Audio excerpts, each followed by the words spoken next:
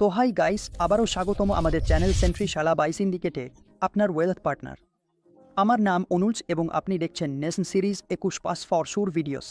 নেসমের যে farms distributors exam আছে তার ভিডিওগুলো আমরা তৈরি করছি এবং আজ আমরা চ্যাপ্টার নম্বর 3 আলোচনা করতে চলেছি। চ্যাপ্টার নম্বর 3 হলো ইনভেস্টিং ইন স্টকস, স্টক মার্কেটে কীভাবে বিনিয়োগ করা হয়। চলুন দেখি আজকের এই চ্যাপ্টারে আমরা কোন টপিক কভার করব। সবচেয়ে আগে আসবে ইনভেস্টিং ইন স্টকসে ইকুইটি একটি বিনিয়োগের সুযোগ হিসেবে। ইকুইটি ইনভেস্টমেন্টে জড়িত বিভিন্ন ধরনের ঝুঁকি, ডাইভার্সিফিকেশনের মাধ্যমে ঝুঁকি ব্যবস্থাপনা, ইকুইটি রিসার্চ ও স্টক সিলেকশনের প্রক্রিয়া এবং তারপর ইকুইটি ইনভেস্টমেন্টের ফান্ডামেন্টাল ও টেকনিক্যাল অ্যানালিসিস। তাহলে আজ আমরা ইকুইটির যত দিক আছে সব কিছু কভার করব। যে ইকুইটিতে বিনিয়োগ কিভাবে করা হয় সেই বিষয়গুলো নিয়ে আলোচনা করব। ইকুইটিতে বিনিয়োগ কেন করা হয়, ইকুইটিতে কী ধরনের ঝুঁকি থাকে, ডাইভার্সিফিকেশন কাকে বলে, টেকনিক্যাল অ্যানালিসিস কি, ফান্ডামেন্টাল অ্যানালিসিস কি, আমরা কিভাবে স্টক বাছাই করতে পারি এবং কোন রেশিও আমরা বের করতে পারি, এসব বিষয় নিয়ে আলোচনা করব। স্টকের অন্তর্নিহিত মূল্য, ইন্ট্রিনসিক ভ্যালু কিভাবে বের করা যায়, কোন পদ্ধতি আছে যেমন cash flow to equity, cash flow to firm, এ ধরনের কিছু পদ্ধতি আছে যেগুলো আমরা হিসাব করে আমাদের স্টকের অন্তর্নিহিত মূল্য বের করতে পারি। চলুন তাহলে বুঝে নিই এনআইএসএন সিরিজ 21 পিএমএস ডিস্ট্রিবিউটার এক্সামের চ্যাপ্টার নম্বর 3। সবচেয়ে আগে আমরা আলোচনা করব ইকুইটি ইনভেস্টমেন্ট হিসেবে কেন। দেখুন, সিকিউরিটিজ মার্কেট ইনভেস্টরদের এই সুযোগ দেয় যে তারা তাদের অতিরিক্ত অর্থ বিনিয়োগ করতে পারে এবং চাইলে সেই বিনিয়োগ তুলে নিতে পারে।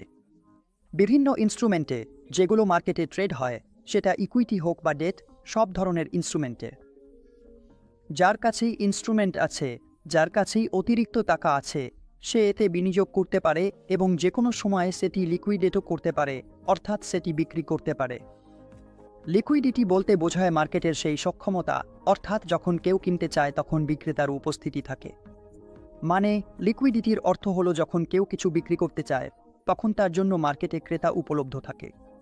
অর্থাৎ যখন আপনি কোনো সিকিউরিটি কিনছেন তখন আপনার একজন বিক্রেতা দরকার হয় এবং যখন আপনি কোনো সিকিউরিটি বিক্রি করতে চান, অর্থাৎ লিকুইডেট করতে চান, তখন আপনার একজন ক্রেতা দরকার হয়।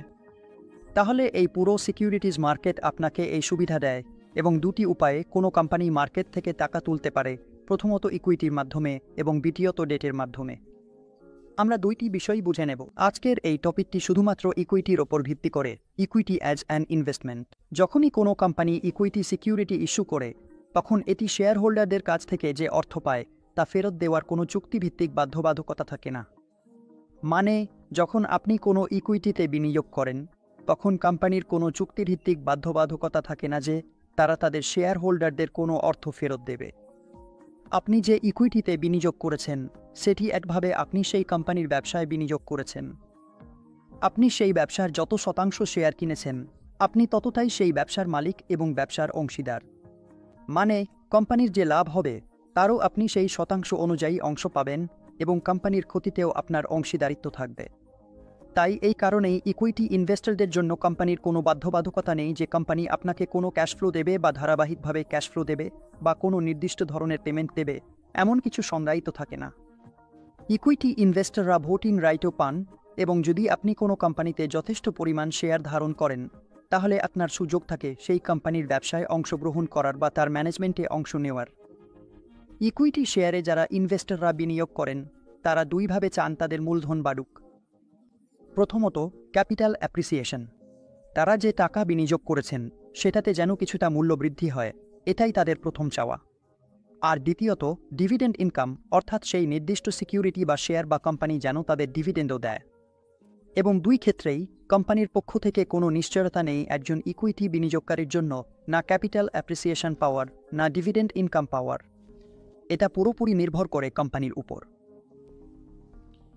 ডিভিডেন্ড পেমেন্ট নির্ভর করে কোম্পানির লাভজনকতার উপর আর ক্যাপিটাল অ্যাপ্রিসিয়েশন নির্ভর করে বাজার পরিস্থিতির উপর, কোম্পানি কিভাবে বাড়ছে এবং সময়ের সাথে সাথে কোম্পানির আর্নিংস কিভাবে বাড়ছে তার উপর। সেই অনুযায়ী কোম্পানির শেয়ার প্রাইস বাড়ে এবং যারা ইনভেস্টর, যারা ইকুইটিতে বিনিয়োগ করেছেন তারা রিটার্ন পান। আর যদি কোম্পানির কাছে যথেষ্ট লাভ থাকে, ডিস্ট্রিবিউটেবল প্রফিট থাকে, তাহলে কোম্পানি আপনাকে ডিভিডেন্ড হিসেবেও দিতে পারে, অর্থাৎ ইকুইটি ইনভেস্টরদের।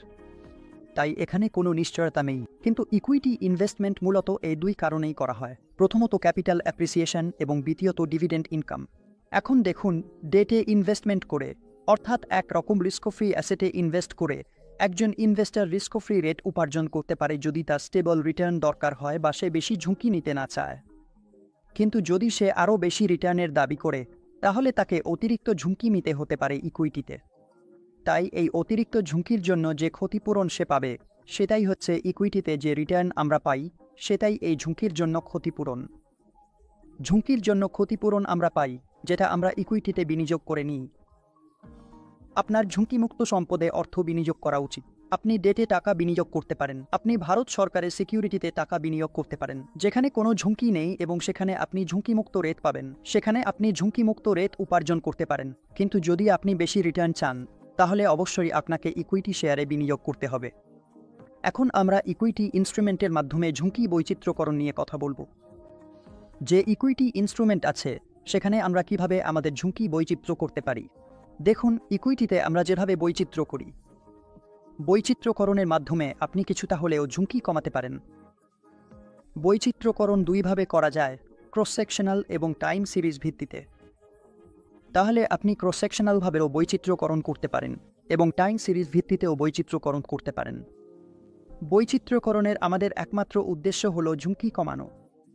আমরা সবসময় ঝুঁকি কমানোর জন্য বৈচিত্র্যকরণ করি এবং সেই সব ব্যবসায় টাকা বিনিয়োগ করি যেগুলো একে অপরের সঙ্গে কম সম্পর্কিত। মানে, ফাইন্যান্সে একটা পুরনো কথা আছে, তোমার সব ডিম এক ঝুড়িতে রেখো না। মানে, যদি আমি ইকুইটির কথা বলি তাহলে একজন ইকুইটি বিনিয়োগকারী শুধু একটাই ব্যবসায় টাকা লাগানো উচিত নয়। কিন্তু বিভিন্ন সেক্টর ও অঞ্চলে একজন বিনিয়োগকারী বিনিয়োগ করতে পারে এবং নিজের ঝুঁকি কমাতে পারে, আর এইভাবে বিভিন্ন ব্যবসার শেয়ার ধরে রেখে নিজের ঝুঁকি ডাইভার্সিফাই করতে পারে। তাই সব দিন বা সব বিনিয়োগ একটাই নির্দিষ্ট সিকিউরিটি বা একটাই নির্দিষ্ট কোম্পানিতে না রেখে যেই বিনিয়োগকারী হোক তাকে ডাইভার্সিফাই করতেই হবে। তার পোর্টফোলিও ডাইভার্সিফাই করতে হবে এবং সে বিভিন্ন সেক্টর ও বিভিন্ন ব্যবসার মধ্যে তার টাকা বিনিয়োগ করতে পারে।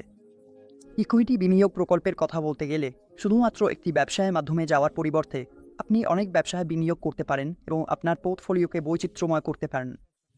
এখানে আমি শুধু ইকুইটি ইনভেস্টমেন্টের কথাই বলছি। যখন আমরা ডাইভার্সিফিকেশনের কথা বলি তখন ডাইভার্সিফিকেশন আসলে বিজনেস সাইকেল এবং কাউন্টার সাইক্লিক্যাল বিজনেসের ধারণা। আপনি এই টেবিলের মাধ্যমে সেটা বুঝতে পারবেন। যে বিজনেস সাইকেল দেখানো হয়েছে সেটা ডার্ক লাইনের মাধ্যমে দেখানো হয়েছে। তাই কিছু ব্যবসা হতে পারে তারা তাদের শীর্ষে আছে, আবার কিছু ব্যবসা শীর্ষে নেই, তারা একেবারে নিচের দিকে যাচ্ছে। যেমন এখানে ব্রোকেন লাইনে দেখানো হয়েছে কিছু ব্যবসা উপরে আছে, তারা একেবারে তাদের শীর্ষ অবস্থানে আছে। কোম্পানি খুব ভালো করছে এবং কিছু ব্যবসা একেবারেই ভালো করছে না, তারা খুবই নিচু স্তরে চলছে। তাদের কাজ যেটা খুবই নিচু স্তরে আছে, তার মানে তাদের লাভ বাড়ছে না এবং কোম্পানি খুব কঠিন সময়ের মধ্য দিয়ে যাচ্ছে। তাহলে এই যে প্রোডাক্ট, এটাই ব্যবসা। এগুলোকে বলা হয় কাউন্টার সাইক্লিক্যাল বা ডিফেন্সিভ ব্যবসা এবং এইসব প্রোডাক্ট ও ব্যবসাকেই আমরা কাউন্টার সাইক্লিক্যাল ডিফেন্সিভ ব্যবসা বলি। কিছু ব্যবসা আছে যেগুলো মন্দার সময়ও ভালো পারফর্ম করে, তাদেরকে রিসেশন প্রুফ ব্যবসা বলা হয়। কিছু সেক্টর এবং কিছু দেশ এমন হয় যারা মন্দা শেষ হওয়ার অনেক আগেই ফিরে আসে, মন্দা চলাকালীন বা মন্দা শেষ হওয়ার আগেই খুব দ্রুত মন্দা থেকে বেরিয়ে আসে, এবং কিছু সেক্টর এমনও আছে যেগুলো মন্দার মধ্যেও চলতে থাকে, তাদের মন্দা থেকে বেরিয়ে আসতে অনেক সময় লাগে। এখন আমরা ইকুইটি ইনভেস্টমেন্টের ঝুঁকি নিয়ে কথা বলবো। যখন আমরা ইকুইটিতে বিনিয়োগ করি তখন আমাদের কি কি ঝুঁকির মুখোমুখি হতে হয় চলুন বুঝে নিই। সবচেয়ে প্রথম ঝুঁকি হলো মার্কেট রিস্ক। দেখুন, মার্কেট রিস্ক কিভাবে তৈরি হয়। মার্কেট রিস্ক তৈরি হয় ইকুইটি শেয়ারের দামের ওঠানামার কারণে। মানে, যে কোনো মুহূর্তে ইকুইটি শেয়ারের অর্থাৎ ইকুইটি সিকিউরিটির দাম প্রতি সেকেন্ডে বদলাতে থাকে। সারাদিন ধরেই দামের ওঠানামা চলতে থাকে। চাহিদা এবং যোগান। কেউ একজন বিনিয়োগকারী কোনো শেয়ার কিনতে চায়, আবার কেউ একজন বিনিয়োগকারী সেই শেয়ার বিক্রি করতে চায়, এবং এটা যে কোনো নির্দিষ্ট ট্রেডিং সেশনে হতে পারে। যদি বিনিয়োগকারীদের কেনার চাপ বেশি থাকে এবং বিক্রেতা কম থাকে তাহলে সেই স্টকের দাম উপরে চলে যায়। আর যেখানে বিক্রির চাপ বেশি অর্থাৎ বিক্রেতা বেশি, ক্রেতা কম, তখন সেই স্টকে বিক্রির চাপ বেশি পড়ে। আবার যদি বাজারে অস্থিরতা বেশি থাকে, তখন বাজার বুঝতে পারে না যে কিনবে নাকি বিক্রি করবে, তখন সেই নির্দিষ্ট সিকিউরিটিতে দামের খুব বেশি ওঠানামা হয়। এটাই হচ্ছে মার্কেট রিস্ক। বাজারের এই ঝুঁকিটাই হলো আপনার সিকিউরিটির দাম খুব দ্রুত ওঠানামা করতে পারে। হতে পারে আপনি কিনলেন আর কিনতেই কয়েক সেকেন্ডের মধ্যেই আপনার দামের পতন হলো। হতে পারে দাম উপরে উঠেও যেতে পারে। কিন্তু এই দাম ওঠানামার অর্থাৎ ইকুইটি মার্কেটে দামের এই ভোলাটিলিটি একজন বিনিয়োগকারীকে সহ্য করতে হয়। মার্কেটের ঝুঁকি মাপা হয় বিটা দিয়ে এবং মার্কেট বিটা সবসময় এক হয়। এই ঝুঁকি ডাইভার্সিফাই করা যায় না, তবে হেজ করা যায়। মার্কেটের এই ঝুঁকি আপনি ডাইভার্সিফাই করতে পারবেন না। এটাই হচ্ছে মার্কেটের ঝুঁকি। যেমন ধরুন সুদের হারের ঝুঁকি। এই ধরনের ঝুঁকি আপনি ডাইভার্সিফাই করতে পারবেন না। এই ঝুঁকি পুরো মার্কেটের ওপরই প্রভাব ফেলে।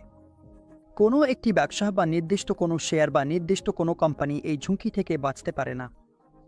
যদি এটা মার্কেট ঝুঁকি হয় তাহলে সব কোম্পানির ওপর সমানভাবে প্রভাব ফেলবে। এখন সেক্টর স্পেসিফিক ঝুঁকি দেখুন। কিছু ঝুঁকি থাকে, কিছু সেক্টর স্পেসিফিক ঝুঁকি থাকে এবং এই ধরনের ঝুঁকি আমরা ডাইভার্সিফাই করতে পারি। এই ধরনের ঝুঁকি আমরা কিভাবে ডাইভার্সিফাই করতে পারি? এই ধরনের ঝুঁকি আমরা ডাইভার্সিফাই করতে পারি যদি আমরা সেই সেক্টরগুলোতে বিনিয়োগ না করি, অর্থাৎ ওই সেক্টরগুলো থেকে দূরে থেকে বিনিয়োগ করলে আমরা একভাবে এই ঝুঁকি ডাইভার্সিফাই করতে পারি। তাহলে যদি কোনো সেক্টর স্পেসিফিক ঝুঁকি থাকে, যেমন ধরুন আইটি সেক্টর, আইটি যদি ভালো পারফর্ম না করে, ইনফ্রাস্ট্রাকচার বা ইনফরমেশন টেকনোলজি কোম্পানিগুলো, আমাদের আইটি কোম্পানিগুলো যদি ভালো না করে এবং সামনে কয়েকটি কোয়ার্টারে তাদের আর্নিংস ভালো হবে না বলে মনে হয়, তাহলে আপনি সেই সেক্টরে বিনিয়োগ করবেন না। আর যখন আপনি সেই সেক্টরে বিনিয়োগ করবেন না, তখন স্বাভাবিকভাবেই আপনি সেই সেক্টর স্পেসিফিক ঝুঁকি থেকে বাঁচতে পারবেন।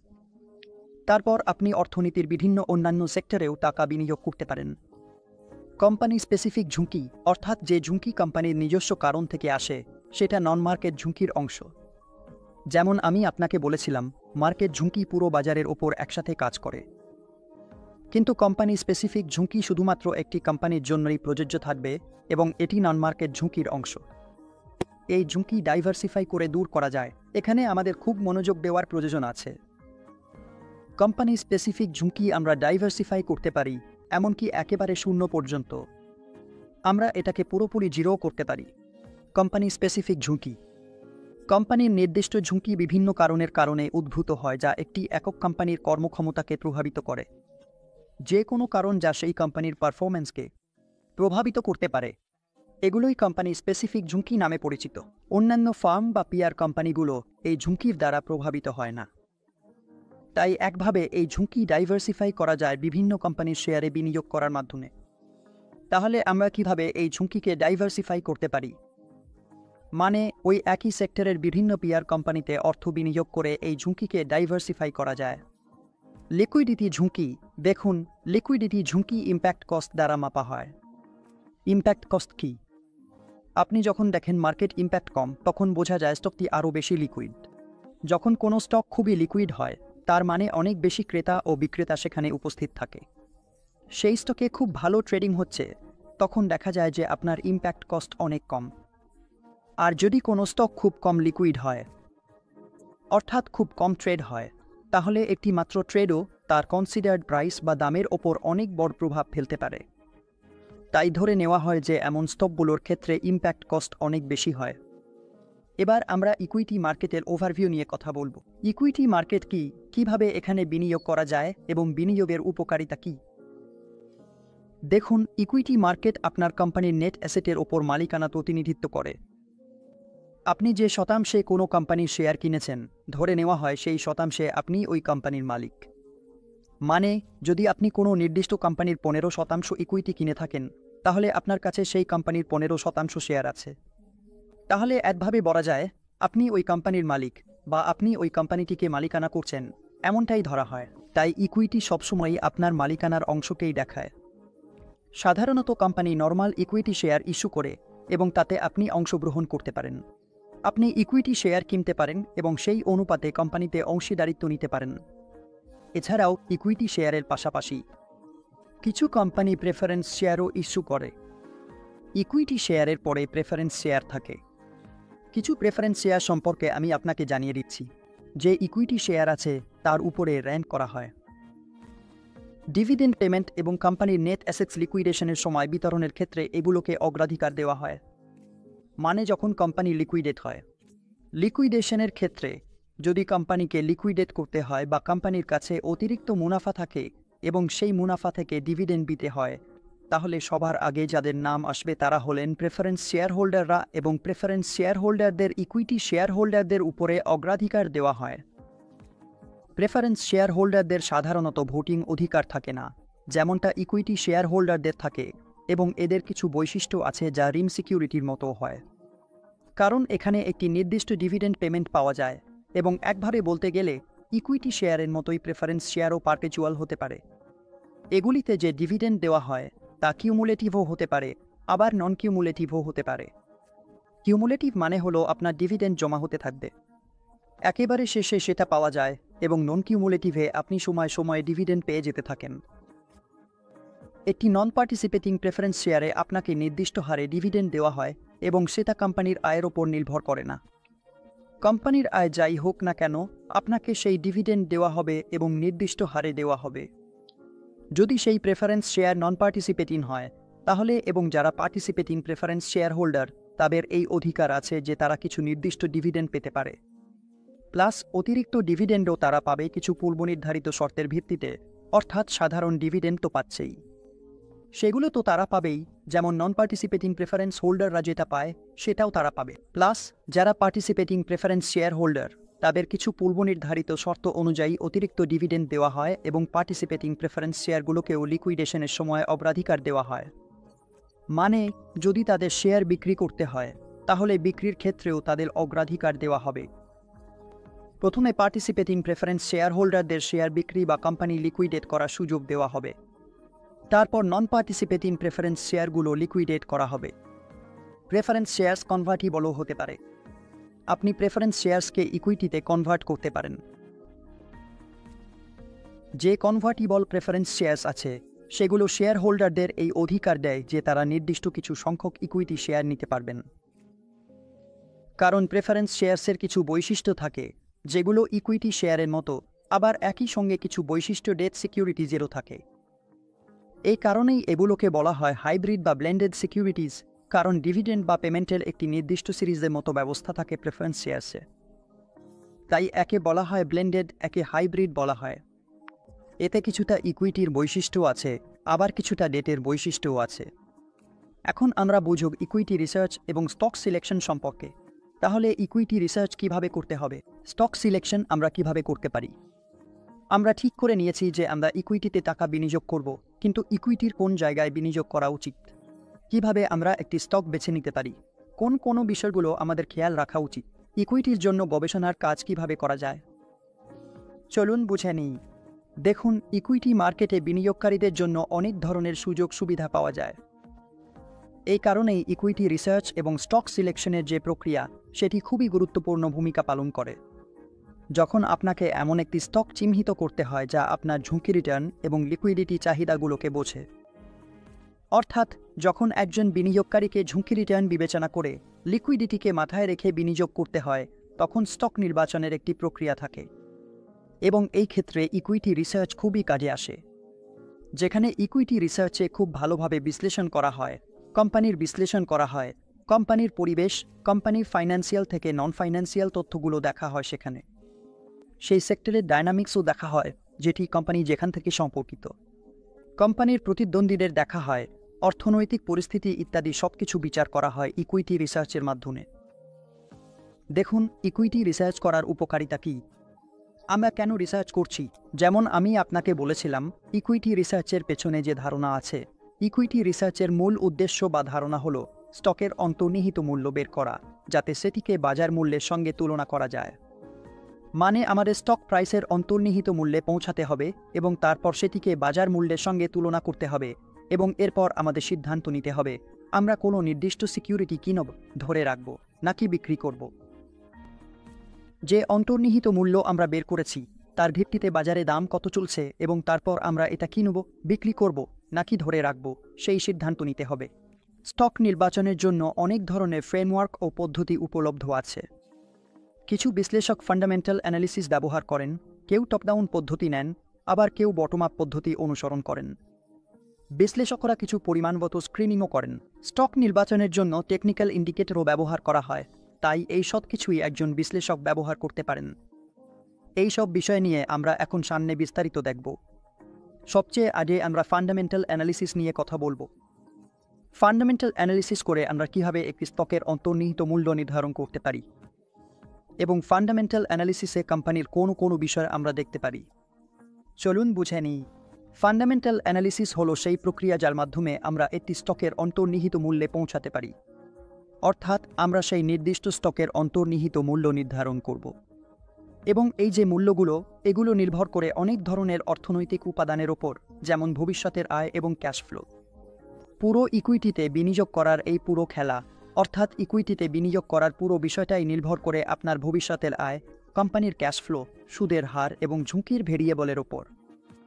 এই ফ্যাক্টরগুলো একজন বিশ্লেষক পরীক্ষা করেন এবং যখন এই সব ফ্যাক্টর বিশ্লেষণ করা হয়ে যায়, তখন একটি স্টকের অন্তর্নিহিত মূল্য নির্ধারণ করা হয়, অর্থাৎ নির্দিষ্ট স্টকের ইন্ট্রিনসিক ভ্যালু সেখানে পৌঁছে যায়। ইনভেস্টরকে সেই নির্দিষ্ট স্টকটি কিনতে হবে যদি মার্কেট প্রাইস ইন্ট্রিনসিক ভ্যালুর থেকে কম হয়, অর্থাৎ আপনার নির্ধারিত ইন্ট্রিনসিক ভ্যালু যদি বেশি হয় এবং মার্কেট প্রাইস যদি তার থেকে কম হয়। উদাহরণ দিয়ে ব্যাপারটা বোঝার চেষ্টা করি। আপনি যদি আপনার বিশ্লেষণের পরে দেখেন যে কোনো কোম্পানির স্টকের প্রকৃত মূল্য এসেছে 100 টাকা আর সেটা মার্কেটে 80 টাকায় ট্রেড হচ্ছে, তাহলে এর মানে তার প্রকৃত মূল্য হওয়া উচিত 100 টাকা আপনার ভ্যালুয়েশনের হিসাব অনুযায়ী, কিন্তু এখন সেটা মার্কেটে 80 টাকায় ট্রেড হচ্ছে। এর মানে এটা সঙ্গে সঙ্গে কিনে নেওয়া উচিত, কোনো দ্বিধা ছাড়াই। আর যদি মার্কেট প্রাইস ইন্ট্রিনসিক ভ্যালুর থেকে বেশি হয়, আপনি ধরুন 100 টাকা হিসাব করেছেন আর সেটা মার্কেটে 120 টাকায় ট্রেড হচ্ছে, তাহলে তার প্রকৃত মূল্য 100 টাকাই হওয়া উচিত। এই হিসাব অনুযায়ী সেটা বিক্রি করে দেওয়া উচিত। মানে ওই মার্কেট প্রাইসে খুব দ্রুত সেলিং আসতে পারে এবং সেটা তার ইন্ট্রিনসিক ভ্যালুর দিকে এগোতে পারে। তাই সবসময় একটা স্টক তার ইন্ট্রিনসিক ভ্যালুর দিকেই এগোনো উচিত। সেই অনুযায়ী ওই নির্দিষ্ট সিকিউরিটিটা বিক্রি করে দেওয়া উচিত। তাহলে একবারে বলতে গেলে ফান্ডামেন্টাল অ্যানালিসিসের মাধ্যমে একজন পোর্টফোলিও ম্যানেজার বা ইনভেস্টর বুঝতে পারেন কিভাবে তাকে কিনতে হবে, বিক্রি করতে হবে। ফান্ডামেন্টাল অ্যানালিসিসের মধ্যে পড়ে ইকোনমিক অ্যানালিসিস, ইন্ডাস্ট্রি অ্যানালিসিস এবং কোম্পানি অ্যানালিসিস। অর্থাৎ তিনভাবে ফান্ডামেন্টাল অ্যানালিসিস করা হয়। প্রথমে ইকোনমিকে বিশ্লেষণ করা হয়, তারপর ইন্ডাস্ট্রিকে বিশ্লেষণ করা হয় এবং শেষে কোম্পানিকে বিশ্লেষণ করা হয়। কিন্তু আমাদের সবচেয়ে আগে কোন অ্যানালিসিসটা করতে হবে সেটা আমরা কিভাবে বুঝব? সেটা আমরা বুঝতে পারব ফান্ড ম্যানেজারের যে অ্যাপ্রোচ, অর্থাৎ তার পোর্টফোলিও বিল্ডিং অ্যাপ্রোচ থেকে। সেটা হতে পারে টপ ডাউন অ্যাপ্রোচ বা হতে পারে বটম আপ অ্যাপ্রোচ। এটা পুরোপুরি ফান্ড ম্যানেজার থেকে ফান্ড ম্যানেজারের ওপর নির্ভর করে যে তিনি কোনো স্টকের অন্তর্নিহিত মূল্য নির্ধারণ করার জন্য বা ইনভেস্টমেন্টে কোনো নির্দিষ্ট সিকিউরিটি বেছে নেওয়ার জন্য কোন অ্যাপ্রোচ ব্যবহার করেন। দুইভাবে হয় এই অ্যাপ্রোচ, যেটা আমি আপনাকে বলেছিলাম। প্রথমটি হলো টপ ডাউন অ্যাপ্রোচ বনাম বটম আপ অ্যাপ্রোচ। দুটোই আমরা বুঝে নিই কী হয় এগুলো। দেখুন, যখন আমরা টপ ডাউন অ্যাপ্রোচের কথা বলি, তখন আমরা প্রথমে ইকোনমির কথা বলি। প্রথমে ইকোনমিক অ্যানালিসিস করব, তারপর ইন্ডাস্ট্রিতে যাব এবং তারপর কোম্পানি অ্যানালিসিস হবে। অন্যদিকে বটম আপ অ্যাপ্রোচে কী হয়? সবচেয়ে আগে ফান্ড ম্যানেজাররা একটি কোম্পানি বেছে নেন, একটি স্টক প্রাইস বেছে নেন, কোম্পানিটিকে বিশ্লেষণ করেন, ভবিষ্যতের আর্নিংস বিশ্লেষণ করেন, তার ইন্ট্রিনসিক ভ্যালু নির্ধারণ করেন। তারপর সেটিকে তার পিয়ারদের সঙ্গে তুলনা করেন। ইন্ডাস্ট্রি সম্পূর্ণ বিশ্লেষণ করা হয়। ইন্ডাস্ট্রি কিভাবে চলছে, ইন্ডাস্ট্রি ভবিষ্যতে কিভাবে এগোচ্ছে সেটাও দেখা হয়। কিভাবে সেই ইন্ডাস্ট্রি পুরো অর্থনীতিতে অবদান রাখতে পারে এবং তারপর শেষে ইকোনমিক অ্যানালিসিস করা হয়। এইটাই হলো বটম আপ অ্যাপ্রোচ। দুটোই মানে দুই ধরনের অ্যাপ্রোচই ঠিক আছে। একজন ফান্ড ম্যানেজার যে কোনো অ্যাপ্রোচ ব্যবহার করতে পারেন। এবার দেখি বাই সাইড রিসার্চ বনাম সেল সাইড রিসার্চ। যে সেল সাইড অ্যানালিস্টরা থাকেন তারা নির্দিষ্ট কিছু ফার্ম বা কোম্পানির জন্য কাজ করেন, যারা তাদের ক্লায়েন্টের investment banking service, broking service এবং অ্যাডভাইজরি সার্ভিস প্রদান করে। তারা বিভিন্ন কোম্পানির ওপর রিসার্চ রিপোর্ট প্রকাশ করেন এবং সুপারিশ করেন যে কোনো একটি সিকিউরিটিকে কিনতে হবে, বিক্রি করতে হবে নাকি ধরে রাখতে হবে। এবং এই সুপারিশগুলো অন্তর্ভুক্ত করা হয় অ্যানালিস্টদের বিশ্লেষণের ওপর ভিত্তি করে, যেমন কোম্পানির আর্নিংস ভবিষ্যতে কিভাবে বাড়বে, প্রাইস বা পারফরম্যান্স কেমন হবে, প্রাইস টার্গেট কিভাবে বাড়তে পারে। এই সব কিছুর হিসাব করে কোম্পানির অন্তর্নিহিত মূল্য নির্ধারণ করে আপনাকে সুপারিশ দেয়া হয়। তাহলে সেল সাইড অ্যানালিস্টের কাজ হলো অ্যাডভাইজরি প্রদান করা, ব্রোকিং পরিষেবা দেওয়া এবং ইনভেস্টমেন্ট ব্যাংকিং সার্ভিস প্রদান করা। অন্যদিকে বাই সাইডের অ্যানালিস্টরা, অর্থাৎ যারা বাই সাইডে থাকেন, তারা মানি ম্যানেজারদের জন্য কাজ করেন। যারা টাকা ইনভেস্ট বা ম্যানেজ করছেন, যেমন mutual fund, hedge fund, pension fund এবং পোর্টফোলিও ম্যানেজাররা এরা নিজেদের ইনভেস্টমেন্ট অ্যাকাউন্টের জন্য তাদের ক্লায়েন্টের পক্ষ থেকে সিকিউরিটিজ কেনাবেচা করেন। তাহলে এই অ্যানালিস্টরা আসলে কি করেন? এরা ইনভেস্টমেন্ট রিকমেন্ডেশন তৈরি করেন যা তাদের অর্গানাইজেশনের ফান্ড ম্যানেজারদের জন্য ইন্টারনাল ব্যবহারে কাজে লাগে। তাই এদের বলা হয় বাই সাইড অ্যানালিস্ট। এবার আমরা চলে আসি স্টক অ্যানালিসিস প্রসেসে, মানে কিভাবে আমরা একটি স্টককে অ্যানালাইসিস করি, সেই প্রসেসটা কি? দেখুন, আমি আগেও বলেছিলাম যে কোনো ইনভেস্টমেন্টের ভ্যালু কিভাবে নির্ধারিত হবে সেটা নির্ভর করে এক্সপেক্টেড ক্যাশ ফ্লো এবং কোম্পানির আশা ক্যাশ ফ্লোর ওপর, আর ইনভেস্টর বা অ্যানালিস্টের যেটা রিকোয়ার্ড রেট অফ রিটার্ন মানে ডিসকাউন্টেড রেট তার ওপর। অর্থাৎ ভবিষ্যতে যে ক্যাশ ফ্লো আসবে তার সাথে আজকের রিকোয়ার্ড রেট অফ রিটার্ন, যাকে আমরা ডিসকাউন্টেড রেটও বলি, সেটার ওপর নির্ভর করে। তাহলে এই দুইটি বিষয়ই ইনভেস্টমেন্টের ভ্যালু নির্ধারণ করার জন্য দরকার হয়। আর এই ক্যাশ ফ্লোগুলো যেগুলোর কথা আমরা বলছি, সাধারণত এগুলো অনেক রকম ইকোনমিক এনভায়রনমেন্ট দ্বারা প্রভাবিত হয়। মানে অনেক কিছু আছে যেগুলো এই এক্সপেক্টেড ক্যাশ ফ্লোগুলোকে প্রভাবিত করে। তাই একজন অ্যানালিস্টের খুব ভালোভাবে ইকোনমিক ভেরিয়েবলগুলোর বোঝাপড়া থাকা উচিত। আর এই ম্যাক্রো ইকোনমিক অ্যানালিসিস আপনাকে এই সব বিষয় সম্পর্কে জানায়, সেক্টরগুলোর ব্যাপারে, কোম্পানি অ্যানালিসিসের ব্যাপারে, কিভাবে আপনি এগুলো করতে পারেন। তাই স্টক অ্যানালিসিসের মূল উদ্দেশ্যই হলো আপনাকে ঝুঁকি ও রিটার্নের সিদ্ধান্ত দেওয়া। দেখে আপনি ঝুঁকি রিটার্নের সিদ্ধান্ত নিতে পারেন। মার্কেটে ইন্ডাস্ট্রি লেভেলও, কোম্পানি, তারপর স্টক লেভেলে, এখন মার্কেট লেভেলে, তারপর ইন্ডাস্ট্রি ও কোম্পানি লেভেলে একটি স্টককে দেখুন। আর স্টক অ্যানালিসিসে এই তিনটি ধাপই আছে। এতে কোম্পানি ও মার্কেটের অ্যানালিসিসের প্রয়োজন হয়। প্রথমেই আপনাকে বুঝতে হবে ইকোনমিক অ্যানালিসিস কি। ইকোনমিক অ্যানালিসিস, তারপর ইন্ডাস্ট্রি অ্যানালিসিস এবং শেষে আপনার কোম্পানি অ্যানালিসিস আসবে। এখন আমরা ইকোনমিক অ্যানালিসিস নিয়ে কথা বলবো। দেখুন, কিছু ইকোনমিক অ্যানালিসিস বা কিছু ম্যাক্রো ইকোনমিক পরিবেশ এমন হয় যা সব ইন্ডাস্ট্রি বা ইন্ডাস্ট্রির মধ্যে থাকা সব কোম্পানিকে প্রভাবিত করে। আপনার যতগুলো মার্কেট আছে বা যতগুলো ইন্ডাস্ট্রি আছে, যেসব কোম্পানি কাজ করছে, যেসব ম্যাক্রো ইকোনমিক ফ্যাক্টর আছে, সেগুলো দ্বারা কোম্পানি প্রভাবিত হয়। যে মনিটারি পলিসিগুলো আছে, যে ফিসকাল পলিসিগুলো আছে, সেগুলো আপনার ব্যবসাকে অনেকটাই প্রভাবিত করতে পারে। উদাহরণস্বরূপ যদি আমি বলি, কিছু ফিসকাল পলিসি বা ইনিশিয়েটিভ যেগুলো সরকার নিয়েছে, যেমন কোম্পানির জন্য ট্যাক্সে ছাড় দেওয়া হয়েছে বা কর্পোরেট ট্যাক্সে ছাড় দেওয়া হয়েছে, কোম্পানি বলে কর্পোরেট ট্যাক্সের রিডাকশন হয়েছে। বলা হয় যে যদি সরকার বলে যে ট্যাক্সে ছাড় দেওয়া হবে বা আমরা কর্পোরেট ট্যাক্স কমিয়ে দেব, তাহলে সেটা কোম্পানিকে গ্রো করতে উৎসাহিত করে, কারণ কোম্পানিকে কম ট্যাক্স দিতে হবে এবং তাদের কাছে বেশি টাকা থাকবে এবং তারপর তারা সেই টাকা নিজেদের ব্যবসায় ব্যবহার করতে পারবে। তাহলে এইভাবে ট্যাক্স রিডাকশনের জন্য নেওয়া ছোট্ট একটা পদক্ষেপও কোম্পানির ভ্যালুয়েশন অনেক ভালোভাবে বাড়াতে পারে। একইভাবে কিছু মনিটারি পলিসি আছে যা অর্থনীতিতে মানি সাপ্লাই কমিয়ে দেয়, যার ফলে ব্যবসার এক্সপ্যানশন প্ল্যান এবং ওয়ার্কিং ক্যাপিটাল চাহিদার ওপর প্রভাব পড়ে। তাহলে বাজারে যদি মনিটারি পলিসি অনুযায়ী সরকার বা সেন্ট্রাল ব্যাংক ইন্টারেস্ট রেট বাড়িয়ে দেয়, তাহলে এক ধরনের চাপ তৈরি হয় ক্যাপিটাল রিকোয়ারমেন্ট নেওয়ার ক্ষেত্রে। ব্যবসাগুলোর যেসব ক্যাপিটাল রিকোয়ারমেন্ট আছে, তারা সেগুলো নিতে পারে না উচ্চ সুদের হারের কারণে। তাদের জন্য ক্যাপিটাল নেওয়া অনেক বেশি খরচ সাপেক্ষ হয়ে যায়।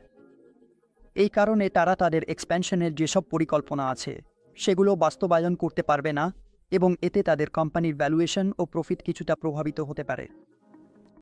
তাই একটা ছোট্ট ম্যাক্রো ইকোনমিক পূর্বাভাস দরকার হয় যখন আপনি কোনো সিকিউরিটি, কোনো সেক্টর, ফার্ম, ইকুইটি বা আরও অনেক কিছুর ভ্যালুয়েশন করেন।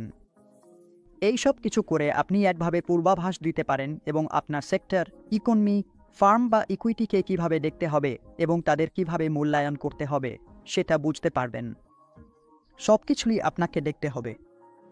দেখুন, একটি খুবই গুরুত্বপূর্ণ বিষয় যা একজন বিশ্লেষককে করা উচিত, এবং সাধারণত বিশ্লেষকরা সেটাই করেন, তারা খুব ঘনিষ্ঠভাবে পর্যবেক্ষণ করেন সরকারের দ্বারা প্রকাশিত অর্থনৈতিক পরিসংখ্যানগুলোকে। সেটা যে কোনো অর্থনীতি হোক না কেন, আপনার উন্নত অর্থনীতি হোক বা উন্নয়নশীল অর্থনীতি হোক। আপনার সরকার যা কিছু করছে, আপনার সেন্ট্রাল ব্যাংক যা কিছু করছে, বিশেষ করে সুদের হারের ক্ষেত্রে তাদের যে কোনো পদক্ষেপই হোক না কেন, বিশ্লেষকরা সেগুলো খুবই ঘনিষ্ঠভাবে পর্যবেক্ষণ করেন।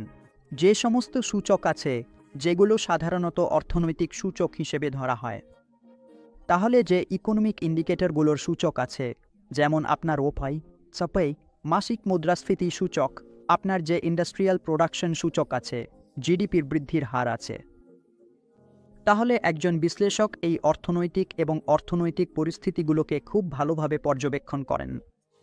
সুদহারগুলোর যে অস্থিরতা আছে সেটাকেও দেখবেন। তাই অনেক কিছু আছে যা একজন বিশ্লেষককে দেখতে হয় যখন তিনি একটি ম্যাক্রো ইকোনমিক পূর্বাভাস দেওয়ার চেষ্টা করেন। তারপর আসে ইন্ডাস্ট্রি সেক্টর বিশ্লেষণ। এখন কি করা হয়? আমরা সূচক, ইন্ডাস্ট্রি এবং একটি নির্দিষ্ট সেক্টরকে বিশ্লেষণ করার চেষ্টা করি। এটাই ইন্ডাস্ট্রি বিশ্লেষণ।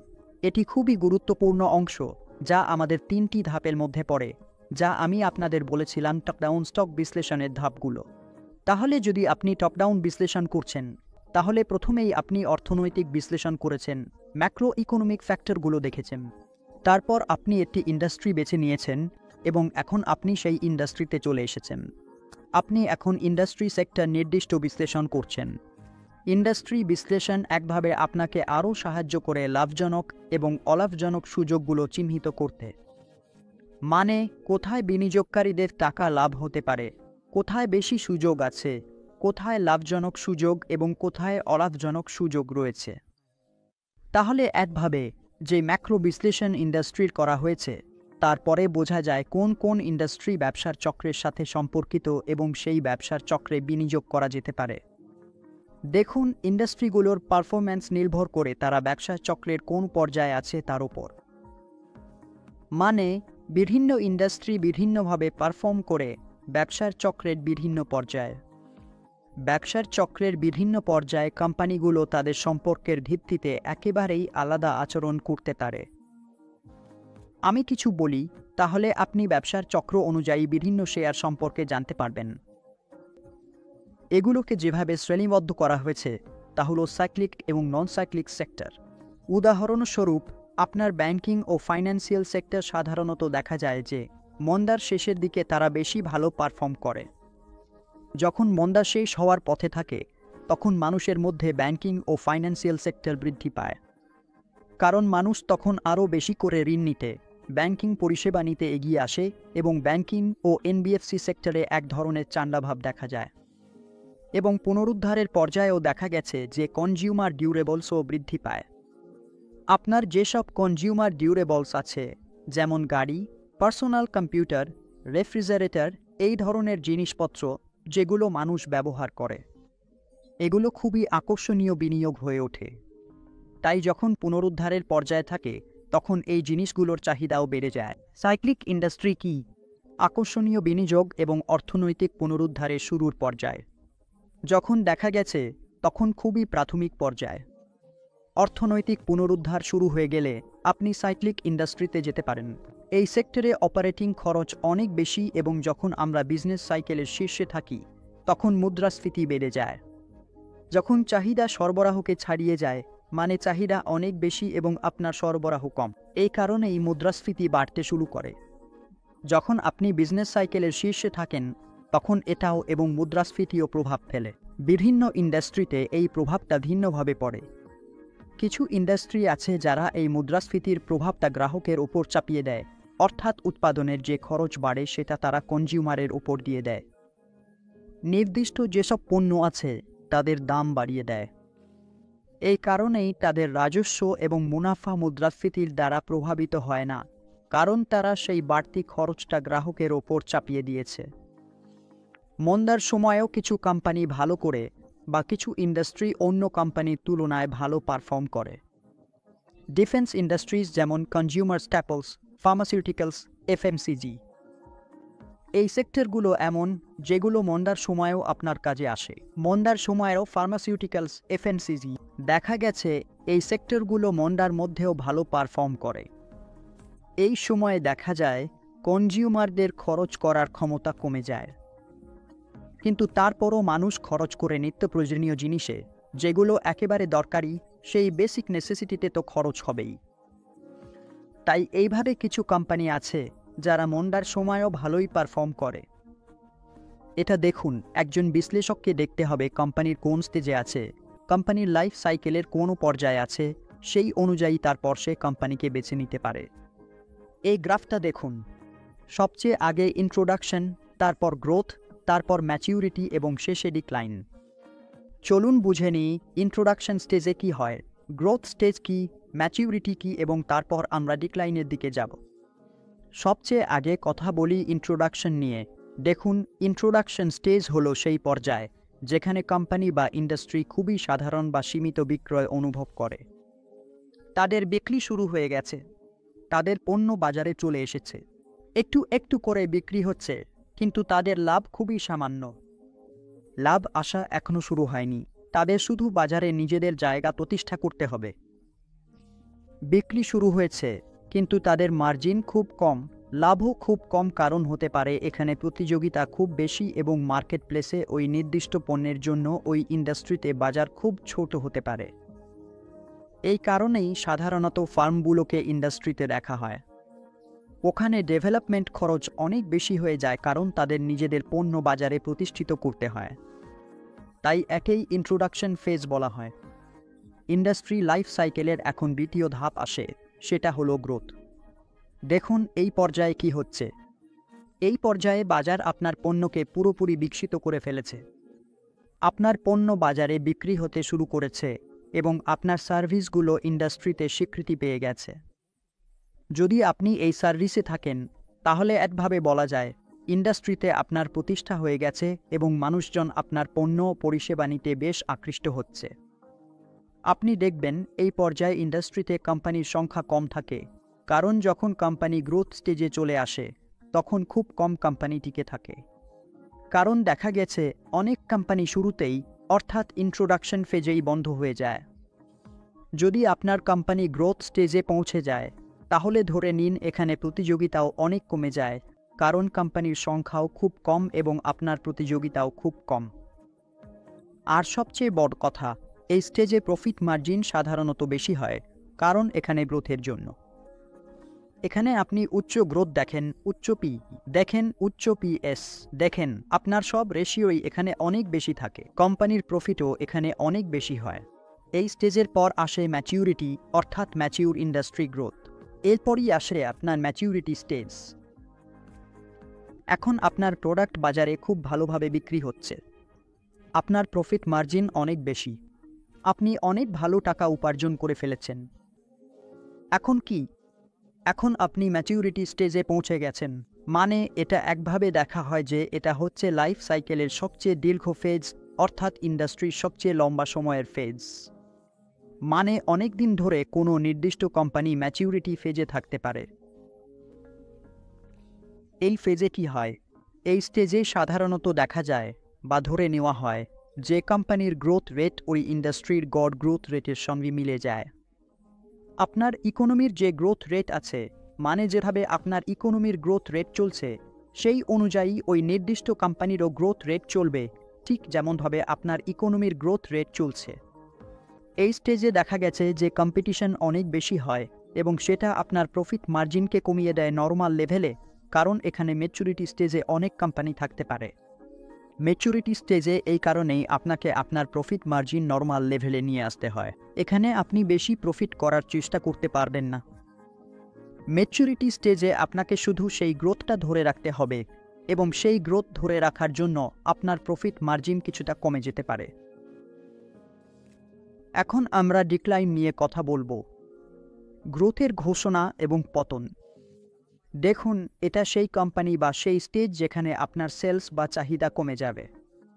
আপনার প্রোডাক্টের চাহিদা কমে যাবে এবং আপনার প্রফিট ও মার্জিনের ওপর চাপ পড়বে, বা এমনকি অনেক কোম্পানির ক্ষেত্রে এখানে নেগেটিভ প্রফিটও দেখা যায়। তাহলে একভাবে এখানে আপনার নেগেটিভ ফেজ বা ডিক্লাইনিং ফেজ শুরু হয়ে যায়। এগুলোই সেই চারটি মার্কেট সাইকেল, যাকে আপনি ইন্ডাস্ট্রি লাইফ সাইকেলও বলতে পারেন। ইন্ট্রোডাকশন, গ্রোথ, ম্যাচিউরিটি এবং তারপর ডিক্লাইন স্টেজ। এখন আমরা কোম্পানি অ্যানালিসিস নিয়ে কথা বলবো। আমরা ম্যাক্রো ইকোনমিক অ্যানালিসিস দেখেছি, আমরা ইন্ডাস্ট্রিয়াল অ্যানালিসিস দেখেছি, এখন আমরা কোম্পানি অ্যানালিসিসে আসছি এবং কোম্পানি অ্যানালিসিসই চূড়ান্ত ধাপ। আমাদের টপ ডাউন অ্যাপ্রোচে যখন আমরা স্টক বিশ্লেষণ করি, তখন এটি আমাদের চূড়ান্ত ধাপ হয়ে যায়। ভ্যালু স্টক বের করার জন্য আমাদের কোম্পানি অ্যানালিসিস দরকার। কোম্পানির যে ভ্যালু আছে সেটা বের করার জন্য, নির্দিষ্ট যে শেয়ার প্রাইস আছে সেটা নির্ধারণ করার জন্য, এবং এই হিসেবে এর অনেকগুলো উপাদান থাকতে পারে। যেমন আমরা কোম্পানির ফাইন্যান্সিয়াল স্টেটমেন্ট দেখতে পারি, সেটা অ্যানালিসিসের জন্য একটা শুরু করার পয়েন্ট হতে পারে, প্রফিট অ্যান্ড লস অ্যাকাউন্টের অ্যানালিসিস হতে পারে। Balance sheet, cash flow statement, কোম্পানির যত ধরনের অ্যাকাউন্ট আছে সেগুলো আমরা দেখতে পারি। কোম্পানির ফাইন্যান্সিয়াল স্টেটমেন্টে যে ফাইন্যান্সিয়াল পারফরম্যান্স নম্বরগুলো দেওয়া হয় সেগুলো আমরা দেখতে পারি। কোম্পানির রেশিওগুলো দেখতে হবে, কিভাবে তাদের ইন্ডাস্ট্রি ট্রেন্ডস, ঐতিহাসিক গড়, এইসব কিছু বিবেচনা করে আপনি কোম্পানির বিশ্লেষণ করতে পারেন এবং তাদের স্টক প্রাইস সম্পর্কে ধারণা পেতে পারেন। আর এটা কোনো কোম্পানির স্টক বিশ্লেষণ করার জন্য খুবই গুরুত্বপূর্ণ একটি অংশ। কোম্পানি বিশ্লেষণ করার জন্য কোম্পানি অ্যানালিসিস আরেকটি অংশ। কোম্পানি অ্যানালিসিস আমাদের এটাও জানায় যে কিভাবে কোম্পানির প্রতিযোগিতামূলক কৌশলগুলো বিশ্লেষণ করতে হবে। একটি কোম্পানি অনুসরণ করতে পারে ডিফেন্সিভ স্ট্র্যাটেজি। দেখুন, কোম্পানি দুটি স্ট্র্যাটেজি প্রয়োগ করতে পারে। একটি হলো ডিফেন্সিভ স্ট্র্যাটেজি এবং আরেকটি হলো অ্যাগ্রেসিভ স্ট্র্যাটেজি। ডিফেন্সিভ স্ট্র্যাটেজিতে কোম্পানি নিজেকে এমনভাবে পজিশন করে যাতে তাদের প্রতিযোগী শক্তিগুলো শুধুমাত্র তাদের ক্যাপাবিলিটিজের তুলনায় কম থাকে, অর্থাৎ আপনি সেরা কোম্পানির কাছাকাছি পৌঁছানোর চেষ্টা করেন কিন্তু তাদের হারাতে পারেন না।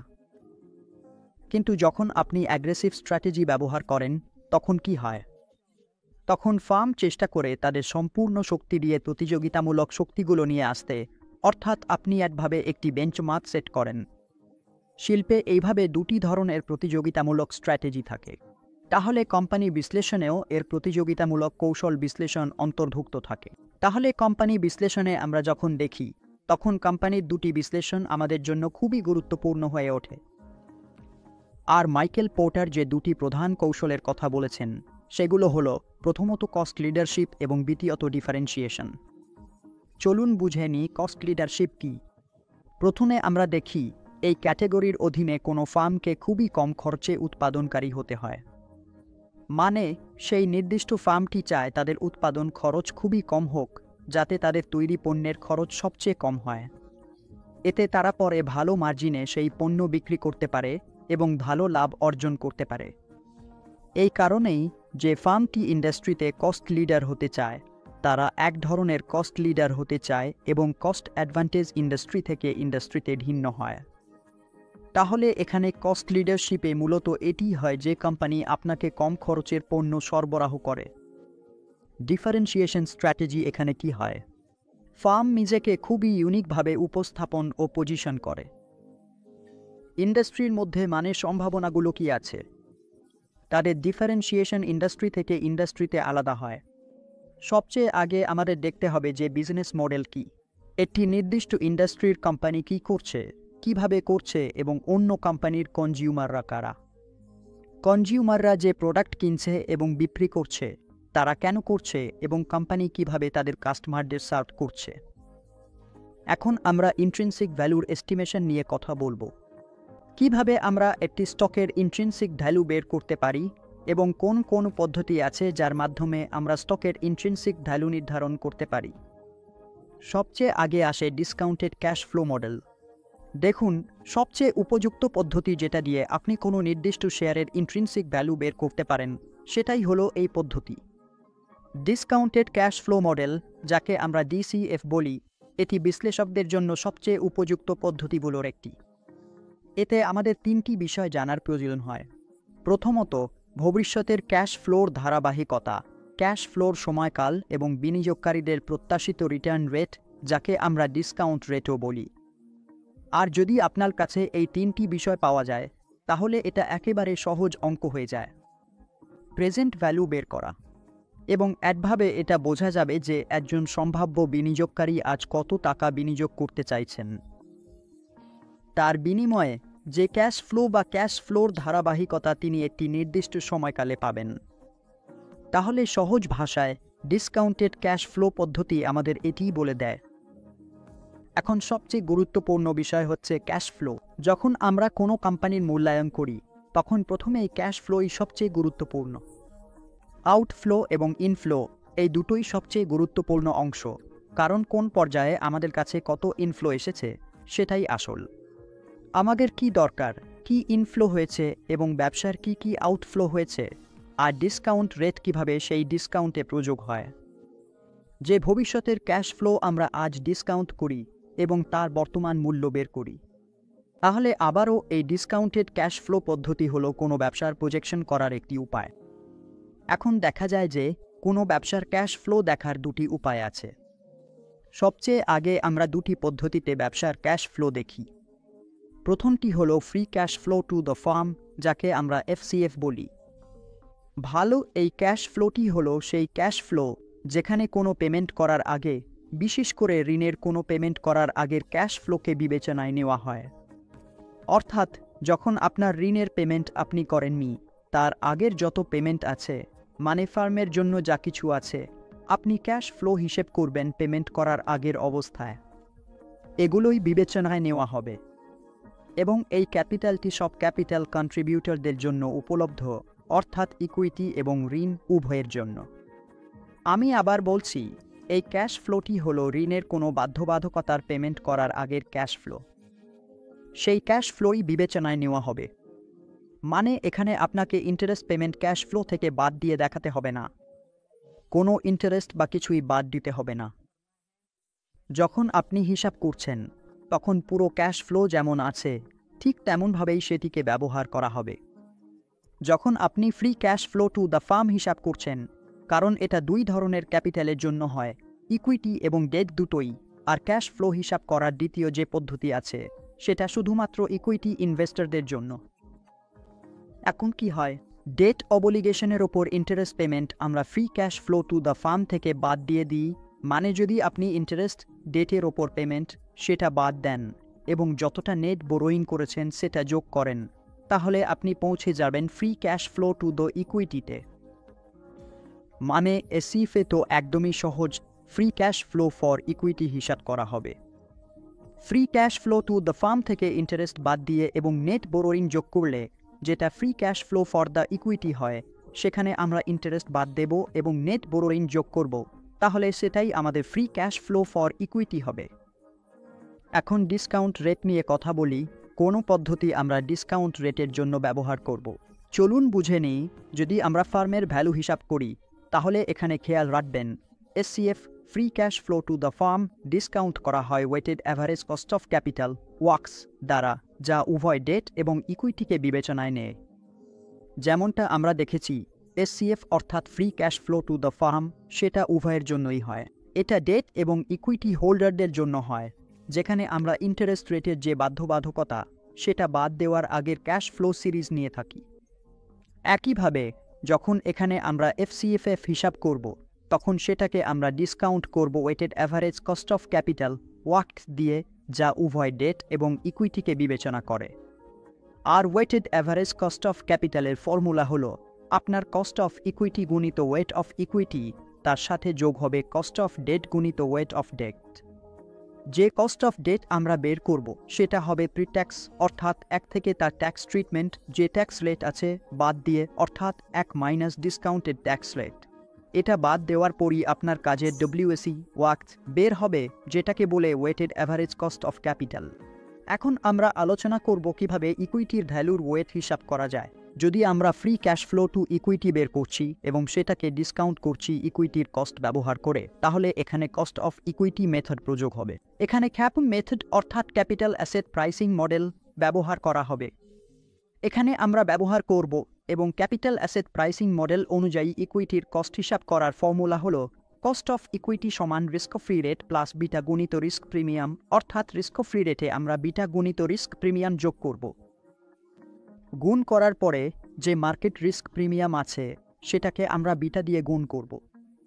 অর্থাৎ যতটা অতিরিক্ত আয় করেছি রিস্ক ফ্রি রেটের উপরে, সেটাকে বিটা দিয়ে গুণ করে রিস্ক ফ্রি রেটে যোগ করব, তাহলেই আমাদের ইকুইটির কস্ট বেরিয়ে আসবে। এটা আবারও খুবই জরুরি, কারণ ইকুইটি হোল্ডারদের জন্য ফ্রি ক্যাশ ফ্লো হিসাব করতে গেলে আমাদের ইকুইটির কস্ট লাগবে, যেটা আমরা মডেল থেকে নেব। এখানে আমাদের এই বিষয়টা খেয়াল রাখতে হবে। অ্যাসেট ভিত্তিক ভ্যালুয়েশনের কথা বললে কিছু ব্যবসা আছে যেগুলো একেবারে সম্পূর্ণভাবে অ্যাসেট ভিত্তিক হয়, যেমন রিয়েল এস্টেট, শিপিং, এভিয়েশন ব্যবসা। এগুলোতে আমাদের বিশেষ কিছু করতে হয় না।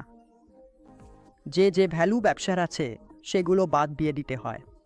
তার লায়াবিলিটির ভ্যালু তার অ্যাসেট থেকে মানে লায়াবিলিটিস মাইনাস করতে হবে। এখানে আমরা সব অ্যাসেট বের করে নেব, তাহলে সেটাই আপনার ভ্যালুয়েশন হবে, যেটাকে আমরা অ্যাসেট ভিত্তিক ভ্যালুয়েশন বলি।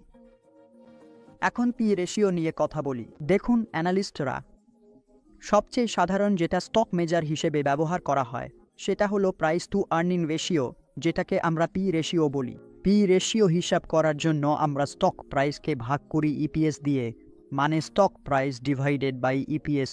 এটাই আপনার পি রেশিও বেরিয়ে আসবে। উদাহরণস্বরূপ ধরা যাক কোনো স্টক 100 টাকায় ট্রেড হচ্ছে এবং তার ইপিএস 5, তাহলে পি হবে 20 গুণ। ঐতিহাসিকভাবে দেখা গেছে আপনার পি হচ্ছে বর্তমান দাম ভাগ করা হয় শেষ 4টি কোয়ার্টারের ইপিএস এর যোগফল দিয়ে। তাহলে আমরা ঐতিহাসিক পি বের করার জন্য শেষ 4টি কোয়ার্টারের ইপিএস এর যোগফলকে মার্কেট প্রাইস দিয়ে ভাগ করি। কিন্তু যদি আপনাকে লিডিং পি বের করতে হয় তাহলে বর্তমান স্টক প্রাইসকে ভাগ করতে হবে আগামী 4টি কোয়ার্টারের ইপিএস এর অনুমানিত যোগফল দিয়ে। তাহলে ফরওয়ার্ড পি বের করার জন্য আপনাকে আগামী 4টি কোয়ার্টারের অনুমানও নিতে হবে। মার্কেট প্রাইস ভাগ করুন আগামী 4টি কোয়ার্টারের ইপিএস এর অনুমানিত যোগফল দিয়ে, তাহলেই এখানে আপনার ফরওয়ার্ড ইপিএস বেরিয়ে আসবে।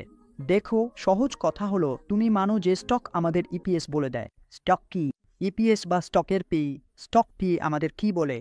স্টক পি আমাদের বলে দেয় একজন বিনিয়োগকারী আয়ের প্রতি 1 টাকা 1 রুপিয়া অর্জনের জন্য কত টাকা দিতে রাজি, অর্থাৎ 1 রুপিয়া আয় করতে হলে তাকে কত টাকা খরচ করতে হচ্ছে।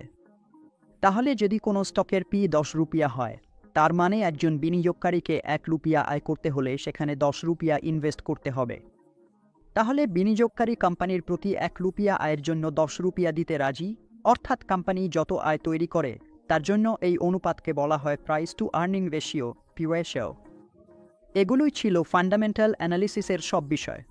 এইসব বিশ্লেষণ করে আমরা স্টকের অন্তর্নিহিত মূল্য, ইন্ট্রিনসিক ভ্যালু নির্ধারণ করতে পারি। এবার চলুন টেকনিক্যাল অ্যানালিসিস নিয়ে কথা বলি। দেখুন টেকনিক্যাল অ্যানালিসিসও স্বল্পমেয়াদী বিনিয়োগের জন্য খুবই গুরুত্বপূর্ণ। টেকনিক্যাল অ্যানালিসিসে কিছু নির্দিষ্ট প্যাটার্ন থাকে যেগুলো আপনার টেকনিক্যাল অ্যানালিস্টরা দেখে থাকেন। তারা ভবিষ্যতের দামের পূর্বাভাস দেন, এটা দেখে যে অতীতে দামগুলো কিভাবে চলেছে, বর্তমান দামগুলো কিভাবে মুভ করছে, দাম কোনভাবে চলছে, ভলিউম কেমন আছে এবং চার্টগুলো কেমন দেখাচ্ছে। এইসব কিছু দেখে একজন টেকনিক্যাল অ্যানালিস্ট আপনার স্টক প্রাইস বাছাই করার চেষ্টা করেন। যে 3টি অপরিহার্য উপাদান আছে: পূর্ববর্তী দামের ইতিহাস, আপনার ট্রেডিংয়ের ভলিউম ডেটা, কত ভলিউমে বাইং এসেছে, সেলিং হয়েছে এবং সময়ের পরিসরে, এই সব কিছু। তাই এগুলো সবই এই বিষয়ের অংশ। এখন আমরা টেকনিক্যাল অ্যানালিসিসের সুবিধার কথা বলবো। দেখুন এতে কি আছে। আপনাকে খুব বেশি ফাইন্যান্সিয়াল অ্যাকাউন্ট স্টেটমেন্টের ওপর নির্ভর করতে হয় না। যখন আপনি টেকনিক্যাল অ্যানালিসিস করছেন তখন আপনি শুধুমাত্র প্রাইস আর ভলিউম দেখে বিচার করতে পারেন যে হ্যাঁ, কোনো স্টকে খুব ভালো লেভেল থেকে বাইন এসেছে এবং সেই বাইন অনেক বেশি ভলিউমের সাথে হয়েছে।